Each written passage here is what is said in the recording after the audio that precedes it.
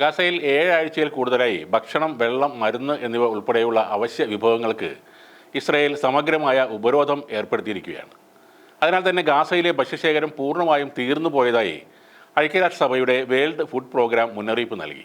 Gaza മുനമ്പിലെ അടുക്കളകളിൽ അവശേഷിച്ച അവസാനത്തെ ഭക്ഷ്യ സ്റ്റോക്കുകൾ എത്തിച്ചു എന്ന് അറിയിച്ചുകൊണ്ടാണ് ഇക്കാര്യം WFP അറിയിച്ചത്. വരും ദിവസങ്ങളിൽ ഈ അടുക്കളകളിൽ ഭക്ഷണം പൂർണ്ണമായും തീർന്നു പോകുമെന്ന് പ്രതീക്ഷിക്കുന്നുവെന്നാണ് അവർ പുറത്തിറക്കിയ ഒരു പ്രസ്താവനയിൽ പറയുന്നത്. എന്നാൽ ഇസ്രായേൽ ഗാസ അതിർത്തികൾ വീണ്ടും തുറന്നുകൊടുത്താൽ ഉടൻ അവിടേക്ക് പ്രവേശിക്കാൻ 1,16,000 ടണ്ണിലധികം ഭക്ഷ്യവസ്തുക്കൾ WFP ഇതിനകം സജ്ജമാക്കിയിട്ടുണ്ട്. ഗാസയിലെ ജനങ്ങളുടെ അടിസ്ഥാന ആവശ്യങ്ങൾ നിറവേറ്റുന്നതിന് ഗാസയിലേക്ക് ഭക്ഷ്യ വിതരണം ഉടൻ പുനരാരംഭിക്കേണ്ടത് നിർണായകമാണെന്ന് WFPയുടെ Palestine country director Antoine Renard social മീഡിയയിൽ പങ്കിട്ട ഒരു പോസ്റ്റിൽ പറയുന്നുണ്ട്. 7 ആഴ്ചയിലധികമായി യുദ്ധത്തിൽ തകർന്ന ഗാസ മുനമ്പിലേക്കുള്ള ഭക്ഷണം ഇസ്രായേൽ ഭരണകൂടം തടഞ്ഞു വച്ചിരിക്കുകയാണ്. 18 മാസത്തിന് മുമ്പ് വംശഹത്യാ യുദ്ധം ആരംഭിച്ചതിന് ശേഷമുള്ള ഏറ്റവും ദൈർഘ്യമേറിയ ഭക്ഷണ ഉപരോധമാണിത്. ഗാസയിലെ ക്രൂരമായ ഇസ്രായേലി ബോംബാക്രമണത്തിൽ ഇതുവരെ 51,500ഓളം പലസ്തീനികൾ കൊല്ലപ്പെട്ടു.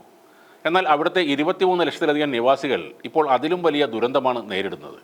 മുഴുവൻ ജനങ്ങളുടെയും മരണത്തിലേക്ക് നയിച്ചേക്കാവുന്ന ഒരു ക്ഷാമമാണ് വരുന്നത്.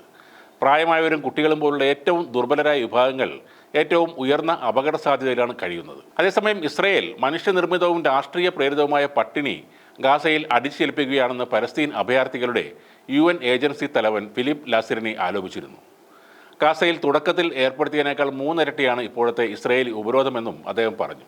അതുമാത്രമല്ല, ഗാസയിലെ എല്ലാ മെഡിക്കൽ സാധനങ്ങളും തീർന്നുപോയതായി ലോകാരോഗ്യ സംഘടന മുന്നറിയിപ്പും നൽകിയിട്ടുണ്ട്.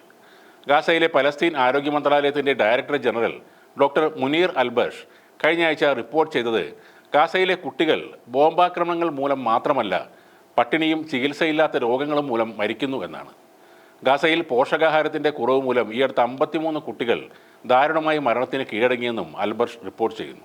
ഗാസയിലെ ജനങ്ങളെ അയൽ രാജ്യങ്ങളിലേക്ക് ബലപ്രയോഗത്തിലൂടെ കുടിയിറക്കാനുള്ള അമേരിക്കൻ പ്രസിഡന്റ് ഡൊണാൾഡ് ട്രംപിൻ്റെ നിർദ്ദേശത്തെ പിന്താങ്ങുന്ന നടപടിയാണ് ഇതെന്നും വാദം ഉയരുന്നുണ്ട്. ഫെബ്രുവരി 1 ഇസ്രായേൽ പ്രധാനമന്ത്രി ബെഞ്ചമിൻ നെതന്യാഹുമായി നടത്തിയ സംയുക്ത പത്രസമ്മേളനത്തിൽ ഗാസ മുനമ്പ് ഡൊണാൾഡ് ട്രംപ് ഏറ്റെടുക്കുകയും സ്വന്തമാക്കുകയും ചെയ്യുമെന്ന് പ്രഖ്യാപിച്ചിരുന്നു. ഇത് യുദ്ധത്തിൽ തകർന്ന പ്രദേശത്ത് നിന്ന് പലസ്തീനികളെ സ്ഥിരമായി കുടിയിറക്കുന്നതിനുള്ള ഒരു മുന്നറിയിപ്പായിരുന്നു. അധിനിവേശ വെസ്റ്റ് ബാങ്കിലെ ചെക്ക് പോസ്റ്റുകളിൽ ഗാസ മുനമ്പിലേക്കുള്ള സഹായ ട്രക്കുകൾ ഇസ്രായേലി കുടിയേറ്റക്കാർ തടയുന്നതും ഭക്ഷണ പാക്കറ്റുകൾ റോഡിലേക്ക് എറിയുന്നതും ധാന്യങ്ങളുടെ ബാഗുകൾ കുത്തിക്കീറുന്നതും വാഹനങ്ങൾക്ക് തീയിടുന്നതും വരെ കാണിക്കുന്ന ദൃശ്യങ്ങളും പുറത്തു വന്നിരുന്നു.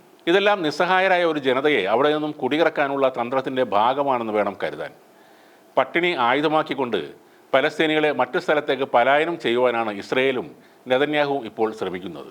ആ തന്ത്രം ഫലിച്ചാൽ ഡൊണാൾഡ് ട്രംപ് പറഞ്ഞതുപോലെ അമേരിക്കയ്ക്ക് ഗാസ ഏറ്റെടുക്കാനും കഴിയും.